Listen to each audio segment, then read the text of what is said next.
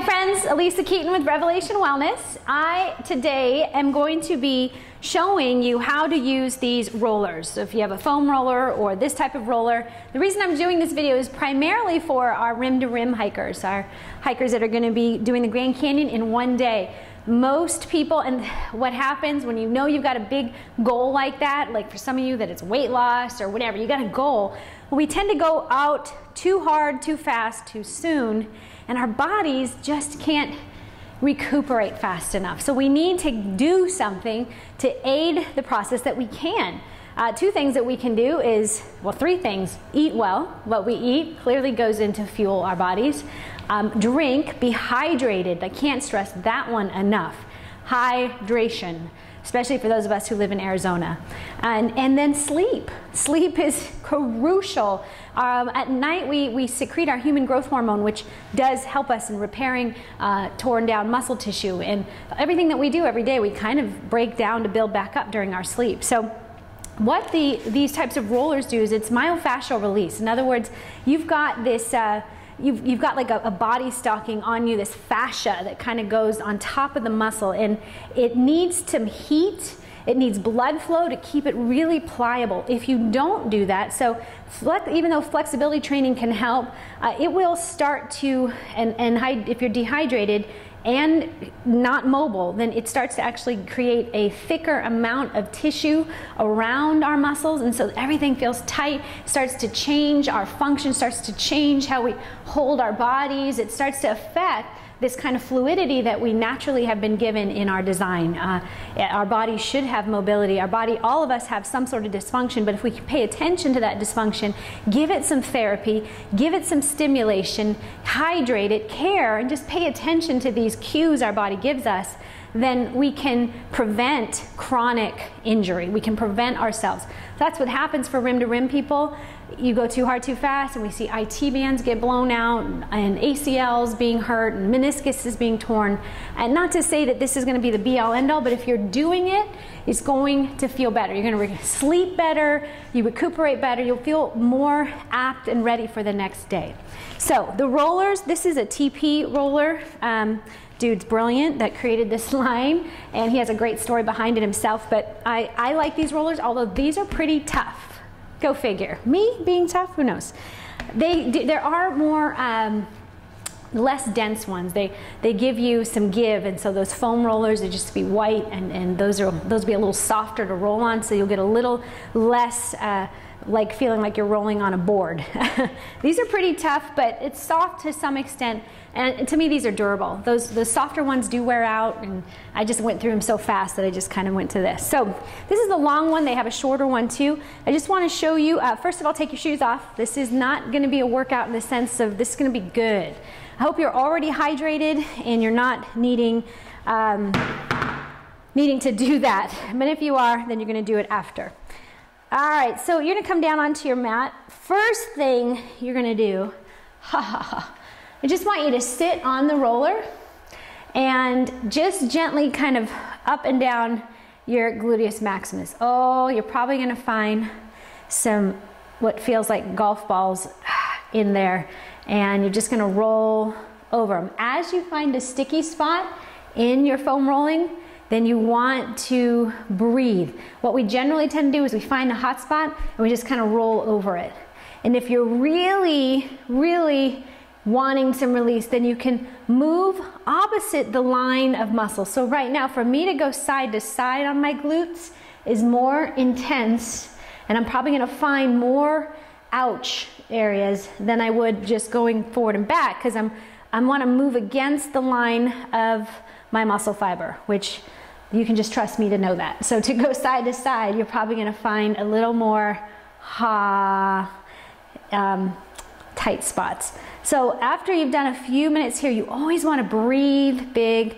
You can do this all watching TV. This takes nothing of you, very little energy for you than the reward that you're gonna get back. So, okay, so now we'll go ahead and you'll come down onto your back, lift up the roller, and you're just gonna find, I've got my microphone on, you're gonna find your sacrum which is kind of the flat part of the low back. And you're just going to let this elevate right underneath. So you're trying to let the roller kind of press and lift your sacrum up. So you're getting a little bit of what we call decompression of the spine.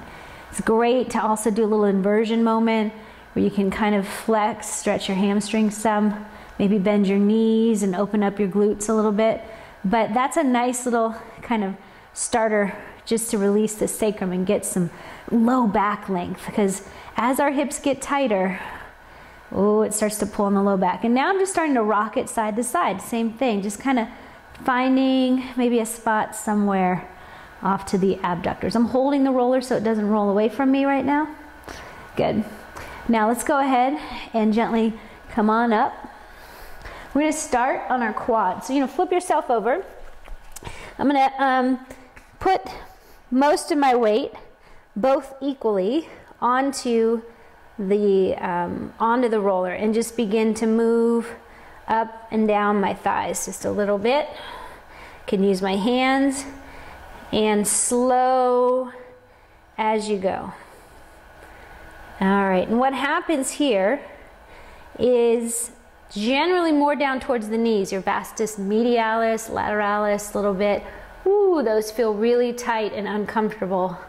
So breathe through that. And again, if I want to add a little bit more and breath, I can just side to side kind of go against the grain, which would be the striation of the muscle. Whew. Good, right? It's a little massage for yourself, friends. That's all it really is. And the mailman's at my door. We're just gonna let him be at my door. Now, I want to turn it up just a little bit for you. So, I want you to turn and face me. I'm gonna turn and face you. So that's gonna put your, and then move down the roller some. That's gonna put your left thigh more onto the roller. And now go ahead and just, so most of your weight is on the front of the left thigh, really coming down towards the hip flexor. And then maybe again, rock side to side. And when you find that tight spot, don't rush it. So turn and push pause on this thing and work. This is your TFL a little bit too, and your hip flexors, which Lord knows when we climb a mountain or we do anything, running, biking, hiking, which generally tend to be big cardiovascular movements, these get really tight. So lots of breath. And then again, I can just stay mostly on that left thigh and roll down the front of the quadricep, primarily on one leg. If that's too much, then you can take some weight, use your upper body, take some weight off of that, or come back to the two-legged roll. To move to one leg and then let that top leg kind of be dead weight, ooh, it gets more deep and more intense. So now, kind of worked on the quadricep there a little bit, right? Moving up and down, kind of looking, I'm searching. I love to do this. I'm looking for the pain. I'm seeking it out. Otherwise, it's going to seek me out, right? All right, so now, go ahead and begin to turn more towards me. Take a deep breath. Exhale. And begin to roll down the side. And you are going to say hello to your IT band.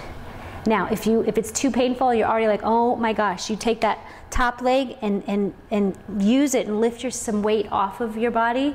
I do this so much and all the time that I can pretty much just double my weight and I probably would even put a sandbag on me if I could to really get in there. Not that that's good for you. Just because it's harder doesn't mean it's better, but you do want to be going to that edge a little bit of the depth of pressure.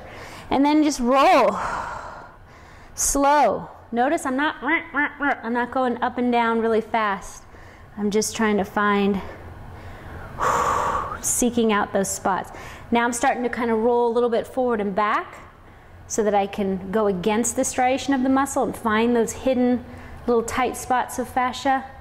And now one of my favorite spots is just right in front of the knee, like on the side front of the knee. It's almost my vastus lateralis, but it's where the outside of my quad and my IT band come together.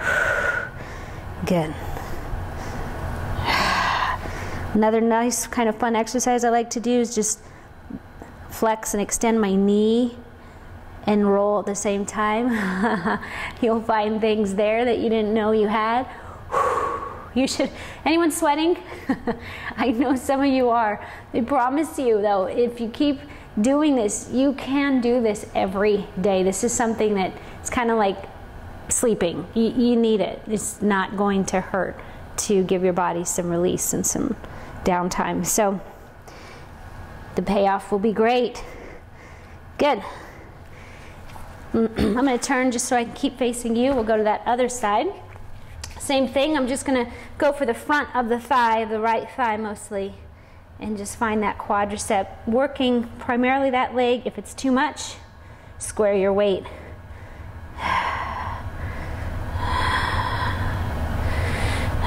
Lots of breath.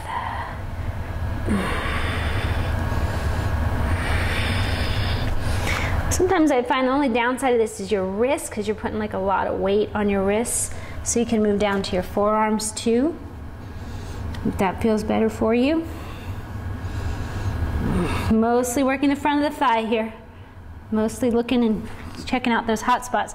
And then up towards your hip flexor. Don't overlook that one. So roll up towards your hip flexor and just play around with it. Just don't be afraid to put your weight on it a little bit. Breathe and roll front to back and side to side. And now you can roll. I'm starting to turn on my side a little bit, as you can see, because I'm up towards my TFL, which that thing is sometimes the bane of my existence. Just gets me good. Good. Let's go ahead and fully turn onto the side and begin to work the IT band. So I'm going to move it down just a bit so I can stay on my mat. Telling you, sometimes you might even feel this radiate down towards your outside of your left shin, or your shins, like kind of lateral side of your low leg, especially for hiking. The more I start getting into training for rim to rim, I notice my lower legs start to ache a little bit more. And so it's not my lower legs that are having a problem, it's somewhere up in my hips that are holding on to some sort of dysfunction, so that my lower leg is having to take all the work. And I'm going to show you something for that as well. Good. So I'm not working for the IT band right now, right on my side. Up and down. Bending my knee a little bit. I'm going to take and do that. Woo, find a spot and then do that. I'm pretty sure my facial expressions are worth every bit of this tape. Good. Totally on your side. And then down towards that lower knee, outside edge of the knee. And again, that's where the IT band inserts. And if not given some attention, that thing will catch up with you. It feels like a dull knife stab in your knee. And I've had it.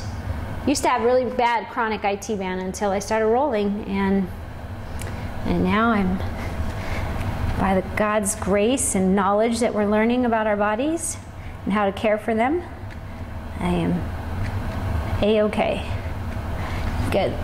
So this will be really personal. For some of you, you might hang out down there more. I'm just kind of doing the lines of motion, pretty much. And so you can be in specific spots a little bit longer. Every day it might be a little different. You can play with that. All right, and now we move to the back side of the legs, your hamstrings. This same thing, I'm just going to kind of turn my weight into one leg and roll. Unless it's too much, then do both legs and roll.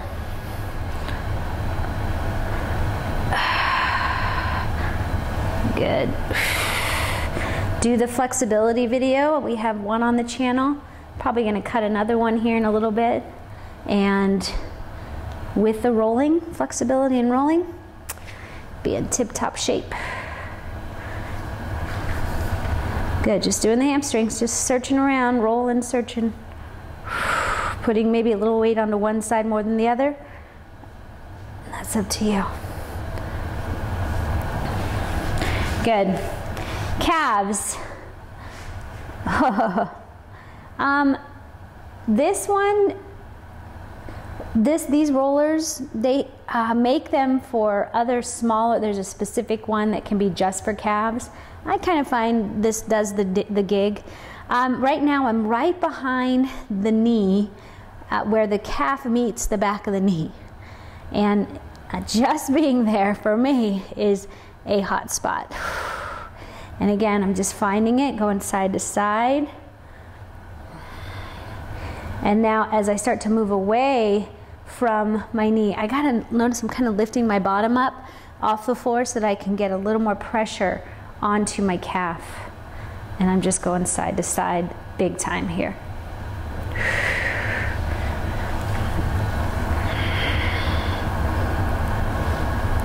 And you're basically just giving yourself a massage. Costs you nothing but a little bit of time. And the payoff is big. And so I'm just moving down towards my heel. The soleus comes down. Good. You can also get, I was telling you that front out right side of the knee, just turn to the side a little bit and roll. Oh, there she blows. For me, it's more up towards my knee, that outer right shin knee. There's just a little dysfunction for sure, a little compensation happening down there.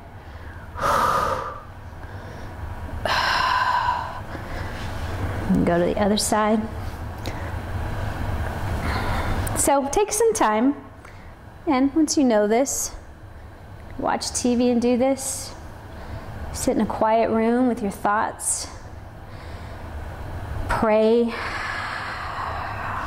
Always good to do. Never a waste of time. I think we move too fast. We think if it's not calorie burning, then it's not worth it. This is so worth it. Calf. Whew. Again. Side to side. Anyone finding like are you running over speed bumps? Okay, if you find the speed bump, back it up, boop, boop, back it up and find it and hang out with it a little bit. And if it's being exposed, it's because God wants to heal it, right? He never exposes anything to us to tell us what a mess we are. He exposes it because he's interested in healing it. So then I'm going to move to the side and get that peroneus.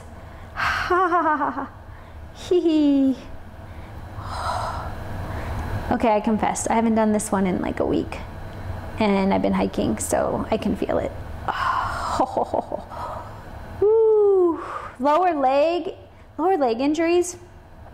Definitely, I would say next to IT band for running, it's lower leg injuries happen more than you think. And again, it's not often because the lower leg isn't strong enough. It's because the lower leg is trying to make up for something that the hip or the knee is probably doing, or maybe the foot.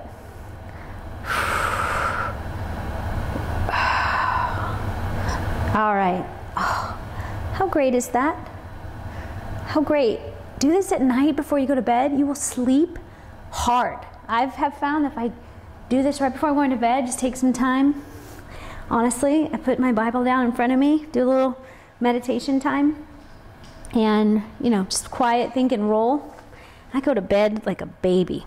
Last exercise, totally optional, but big, is to open your chest a little bit. Just open the heart, because there's probably some middle spine dysfunction because we have this chest roll. Now again, hiking, you're not hiking on your arms, but you are bent over, and we tend to slump just a little bit more than we should. So let's see if we can get our spine to get neutral again. So right now I just have this roller low, middle to low, high back, and I'm gonna go, and I need to breathe.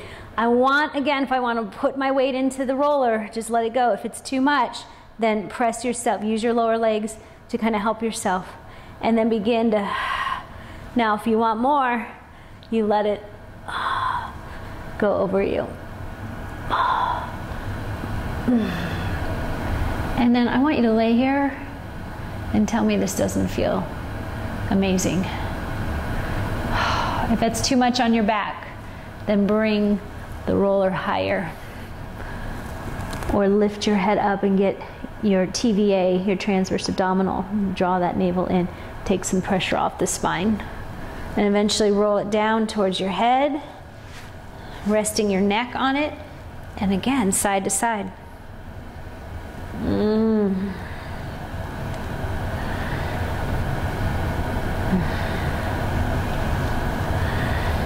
Lots of breath. Like the breath that you can hear yourself breathe. Good. And then sometimes I just work it back one more time.